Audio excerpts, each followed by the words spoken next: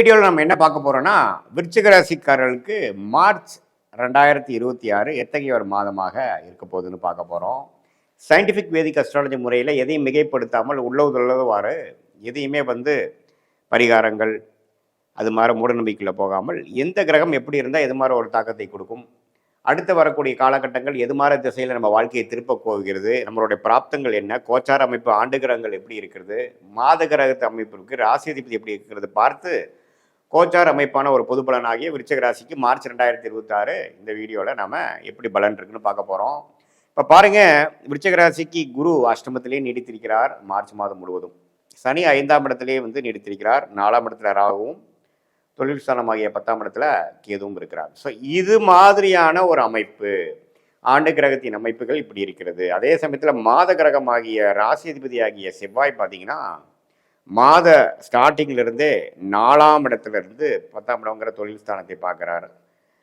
படிப்படியாக மாதம் முழுவதும் பார்த்தீங்கன்னா சூரியன், ராகு, செவ்வாய் சேர்க்கை வருகிறது.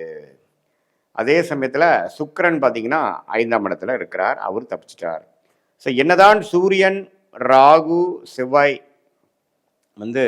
அவிட்ட நட்சத்திரம், சதய நட்சத்திரம் கிட்ட நடக்கும் பொழுது குருவின் பார்வை கொஞ்சம் நிவர்த்தியை கொடுக்குறார், 50% நிவர்த்தியை கொடுக்குறாரு. பட் என்ன இருந்தாலும் விருச்சிக ராசிக்காரர்கள் தொழில் ரீதியான விஷயத்தில், தாயாரின் உடல்நல விஷயத்தில், இடம், வீடு, வண்டி, வாகனம் விஷயத்தில் நம்ம கேர்ஃபுல்லாக இருக்க வேண்டிய, முக்கியமாக அந்த அனுஷ நட்சத்திரம்,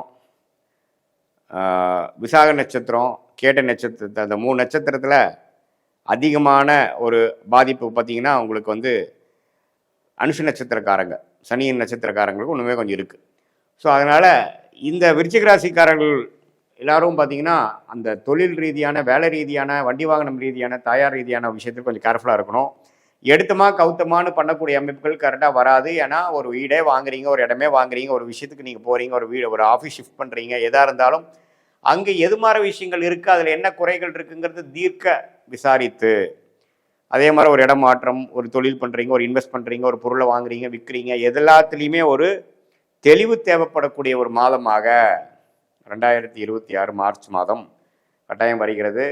ஏன்னா ராகும் சூரியனும் சேருவது தப்பு. அது சூரியனே தொழில் ஸ்தானாதிபதியாக வருவதனால் ராகுவோட சேரும் பொழுது தொழிலில் டக்குன்னு எனக்கு கிடைக்க வேண்டிய ப்ராஜெக்ட் கொஞ்சம் பிரச்சனை ஆகுது, இது வரைக்கும் போயிட்டு இருந்த கான்ட்ராக்ட் கொஞ்சம் பிரச்சனை கொடுக்குது, வாழ்வாதாரம் கொஞ்சம் தடுமாறுது அப்படிங்கிற மாதிரி ஒரு அமைப்பை கொடுக்கக்கூடிய அமைப்பு இருக்குது. தசாபுக்திகள் நல்லா இருக்கும்போது பிரச்சனை இல்லை. பட் இருந்தாலும் கவனமாக விருச்சிக ராசிக்காரர்கள் இருக்கணும். அதே மாதிரி தாயார்கள் உடல்நலம் கோளாறுல இருக்கிற விருச்சிக ராசிக்காரர்கள் கொஞ்சம் கவனமாக பார்க்கணும்.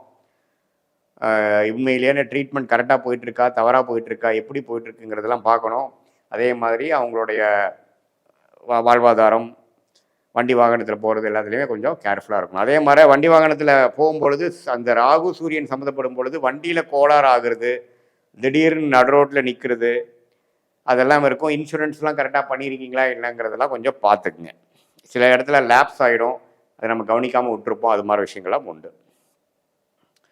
ஸோ இது மாதிரியான ஒரு அமைப்புகள் நிறைக்கக்கூடிய விருச்சிக ராசிக்காரர்களுக்கு மற்றபடி எப்படி சார் இருக்குது அப்படின்னா, சுக்கிரன் 5ஆம் இடத்துல இருக்கிறது அருமை. காதல் விஷயத்தில், அதே மாதிரி மற்ற உங்களோட விருப்ப விஷயத்தில், சொகுசு விஷயத்தில் அதெல்லாம் தப்பு இல்லை. என்ன இந்த நான் சொன்ன விஷயத்தில் தான் கவனமாக இருக்க வேண்டிய அமைப்புகள் இருக்குது. மற்றபடி குருவின் பார்வை 2ஆம் இடத்திலும் 4ஆம் இடத்திலும் 12ஆம் இடத்துல இருக்கிறனால விரயங்களுக்கு பிரச்சனை இருக்குது. விரயங்களுக்கு பயங்கரமாக வரவுக்கு மேலே செலவுகள் நின்று கொண்டே இருக்கும். செலவுகளை கட்டுப்படுத்த வேண்டியதாக இருக்கும். கடன் குறைக்கக்கூடிய அமைப்புகள் தேவைப்படுகிறது. அதெல்லாம் அடுத்து வரக்கூடிய மாதங்களில் தான் பண்ண முடியுமே ஒழிய மார்ச் மாதம் கொஞ்சம் இருக்கிறத மெயின்டைன் பண்ணுறதே பெரிய விஷயமாக தான் போகக்கூடிய அமைப்புகள் உண்டு. பட் குருவின் பார்வை எல்லாமே ஒரு கண்ட்ரோலில் வச்சுக்கக்கூடிய அமைப்பு உண்மையிலேயே நல்லது. இதுதான் விருச்சிக ராசிக்காரர்களுக்கு மார்ச் மாதம் ஒரு மாதிரியான ஒரு அமைப்பு, கவனமாக இருக்கக்கூடிய அமைப்புகள் தேவைப்படுகிறது. குறிப்பாக முதல் 2 வாரம் 3 வாரம் அப்படி இருக்குது. இது பொதுவான பலனை தவிர உங்களுடைய ஜென்ம ஜாதகத்தில் நீங்கள் எந்த பிறந்த தேதியில் பிறந்தீங்க, எந்த பிறந்த நேரத்தில் பிறந்தீங்க, எந்த ஊரில் பிறந்தீங்கிறத வைத்து உங்களோட ஜாதகத்தை போட்டு நீங்கள் என்ன லக்னத்தில் பிறந்தீங்க, நீங்கள் கேட்டை நட்சத்திரம், அனுஷ நட்சத்திரம், விசாக நட்சத்திரத்தில் எந்த நட்சத்திரத்தில் பிறந்திருந்தாலும் உங்களுடைய லக்னம் என்ன, லக்னாதிபதி எப்படி இருக்கிறார், தசை என்ன, தசாபுக்தி என்ன போய்கொண்டிருக்கிறது, இந்த தசநாதரும் புக்திநாதரும் நாம் இப்போ சொன்ன கோச்சாரத்தில் எப்படி போகிறாருங்கிறது நாம் பேசின இந்த பொது பலனையும் தசாபுக்தியான துல்லிய பலனும் சேர்த்து வைத்து பார்க்கும் பொழுது ஒன்றுமே நம்மளுடைய கர்மா எப்படி செயல்படுகிறது, நம்மளுடைய துறை எந்த துறையில் நம்ம போகிறது நல்லது, எந்த நேரம் நமக்கு யோகமாக இருக்கிறது, எந்த நேரம் நமக்கு சரியில்லை,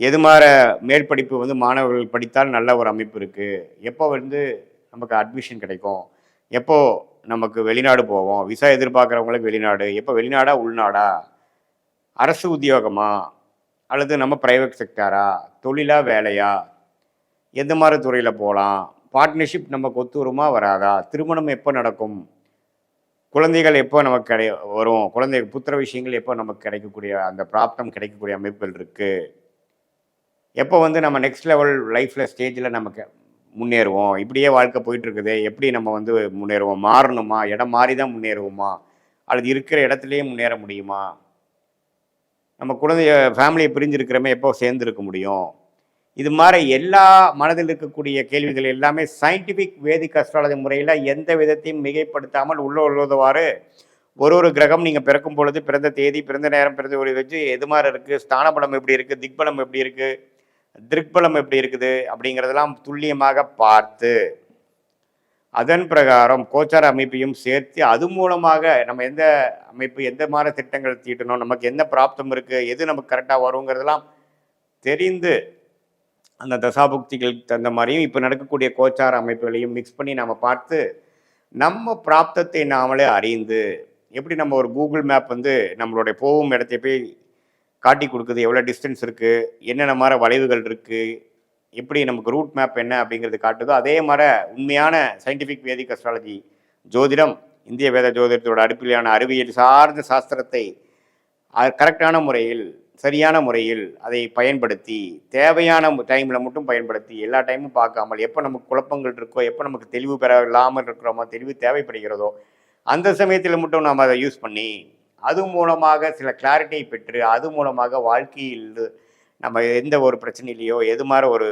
விஷயத்தில் பின்தங்கி இருக்கிறோமோ அதிலிருந்து மீண்டு வந்து நம்மளுடைய பொட்டன்ஷியல் என்ன, நம்மளோட தகுதி என்னங்கிறதை தெரிந்து நம்மளுடைய பிராப்தத்தை அறிந்து அந்த நம்மளோட டைம்லைன்ஸை அறிந்து தக்க முயற்சிகளை செய்து தக்கவாறு திட்டமிட்டு காலமறிந்து செயல்பட்டு நம்மளுடைய பொட்டன்ஷியல் நம்மளுடைய தகுதிக்கு தகுந்த மாதிரி வாழ்க்கையில் எந்த துறையில் போகிறோமோ எந்த டைரெக்ஷனில் போகிறோமோ அந்த மாதிரி சமயத்தில் கரெக்டான ஒரு அமைப்பில் போய் நம்ம ஜெயித்து உடல் நலம் பேணிச்சு நம்மளுடைய தேவையற்ற பழக்கங்கள்னாலையும் தேவையற்ற எண்ணாற்றங்கள்னாலையும் இருக்கக்கூடிய நிம்மதியை கெடுக்காமல் ரியாலிட்டி என்ன, நம்மளை சுற்றி இருக்கக்கூடிய ரியாலிட்டி என்ன, இப்போ எப்படி சிங்க் ஆகி போகுது, நம்ம வந்து வாழ்க்கையில் வந்து ஒர்ஸ்ட்டு ஓவரா, உண்மையில்தான் தான் குட் இஸ் கம்மா இப்போ வரப்போகுதா, இதெல்லாம் தெரியும் பொழுது நம்ம என்னென்னா நீங்கள் தான் வாழ போகிறீங்க, அதில் ஒன்றும் மாற்றம் இல்லை. பட் என்னென்னா தெளிவு பிறந்தால் வழி பிறக்கும் அப்படிங்கிறது தான் வந்து அடிப்படை. அந்த தெளிவு எப்படி சார் கிடைக்கும் அப்படின்னா நம்மளை பற்றி நம்மளே அறியுது. அது எப்படின்னா ஜோதிடம் வந்து உங்களுடைய கர்மாவை சொல்லி உங்களுடைய நேச்சரை சொல்லி உங்களுக்கு எந்த விஷயம் ஃபார்ச்சுனேட்டாக இருக்குது, எந்த விஷயம் வந்து எப்போ கைகூடும், எந்த டைரெக்ஷனில் போகிறது தவறு, எந்த டைரெக்ஷன் நமக்கு நல்லதுங்களாம் தெரிந்து அது மூலமாக சரியான நேரத்தில் சில விஷயங்களை செய்து திட்டமிட்டு செயல்பட்டு வாழ்க்கையில் எளிதில் வெற்றி பெற முடியும் என்று சொல்ல விரும்புகிறேன். மீண்டும் மற்றொரு காணொலியில் சந்திப்போம். நன்றி, வணக்கம்.